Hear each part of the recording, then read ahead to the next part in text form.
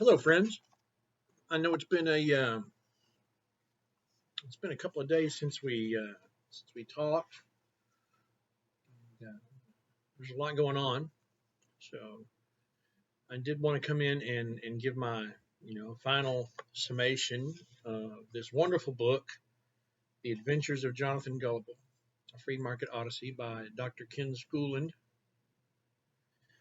I'm going to read the epilogue first, and then we'll talk for just a little bit. Epilogue.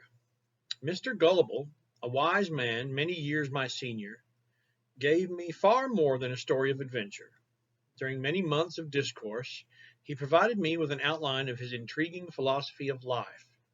Over the years, this philosophy of life guided Mr. Gullible to fruitful activity in his homeland. That is yet another story. Nevertheless, I leave you with words from the conclusion of his journal. My guiding principles.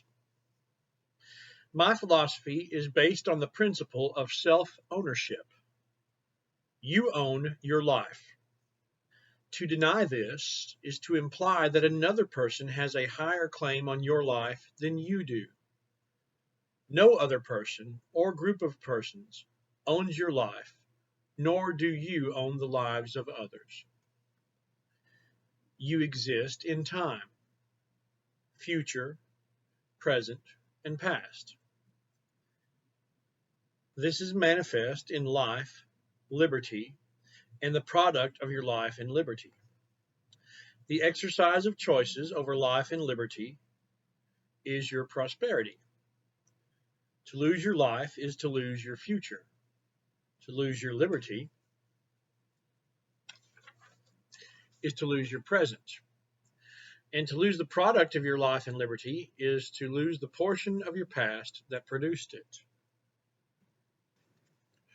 A product of your life and liberty is your property.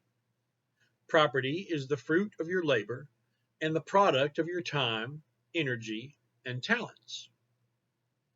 It is that part of nature that you turn to valuable use. And it is the property of others that is given to you by voluntary exchange and mutual consent. Two people who exchange property voluntarily are both better off, or they wouldn't do it.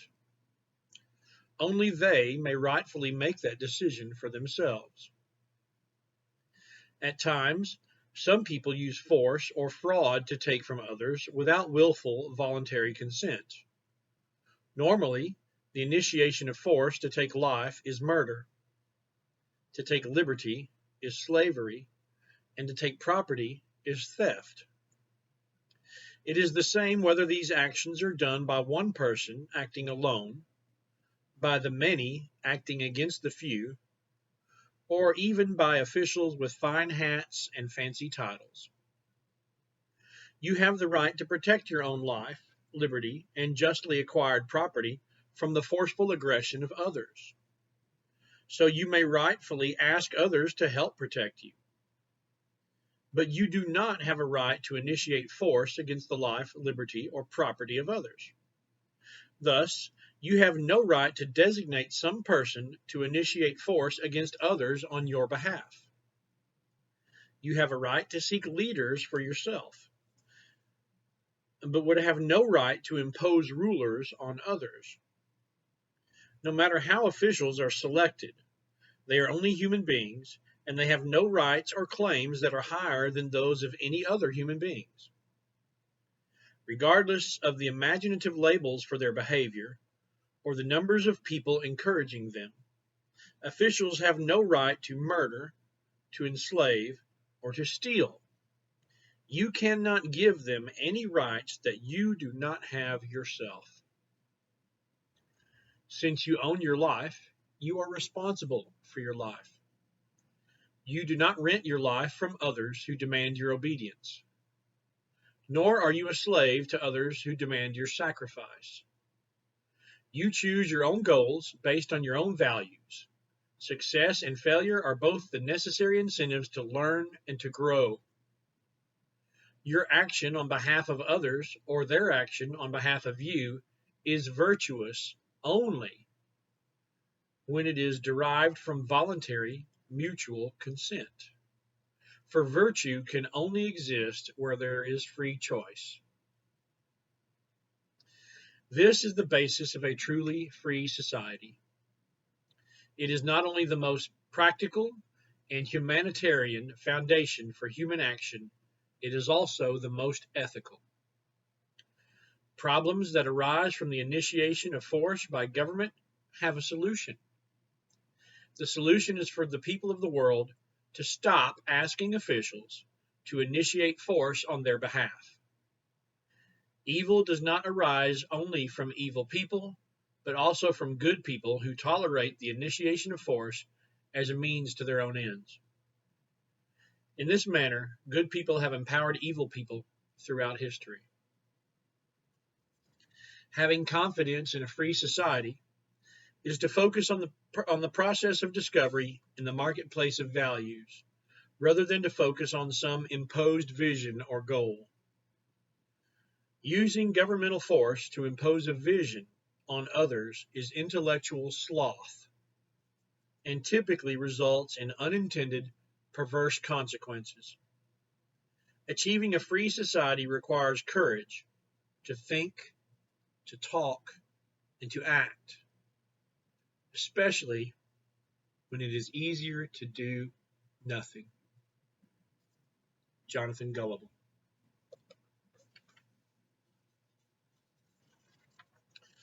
About the author. Ken Schooland is an associate professor of economics and political science at Hawaii Pacific University. Prior to this, he was the director of the Master of Science in Japanese Business Studies program at Chaminade University of Honolulu and head of the Business and Economics program at Hawaii Loa College. Following his graduate studies at Georgetown University, he served as an international economist in the U.S. International Trade Commission, the U.S. Department of Commerce, and on assignment to the White House Office of the Special Representative for Trade Negotiations. Ken left the government for the field of education, teaching business and economics at Sheldon-Jackson College in Alaska. He also taught at Hakodate University in Japan and wrote Shogun's Ghost, The Dark Side of Japanese Education, which has been published in English and Japanese. Ken is president of the International Society for Individual Liberty, member of the Board of Scholars for the Grassroots Institute of Hawaii, and is a Sam Walton Fellow for Students in Free Enterprise. He is also a member of the Mont Pelerin Society. Contact him directly at ken.schooland@gmail.com. I've been in fairly steady communication with Ken since I decided to do this, to read the book in a series of webcasts, I suppose. I had intended to go live on Facebook for each reading, but unfortunately Facebook had other ideas, and I'm not exactly sure why. I've reached out to them to find out the reason and have had no response. I saw the video for something called The Philosophy of Liberty years ago and was immediately intrigued and attracted to the ideas that this book teaches and that Ken has put together. And obviously these are, and Ken even said so himself as we discussed my reading the book, that these ideas come from sources like Mises and Hayek and several more that don't particularly come to mind right now. But I wish Ken was here to say a few words himself, but I will maybe that's a future video. I hope so. We've been in communication, and I hope to meet him someday soon maybe in Dallas or maybe even in Hawaii. You never know. I've really enjoyed doing this. I haven't decided what my next project will be, but I'm open to suggestions if anybody wants to comment. And I hope that that these videos are useful.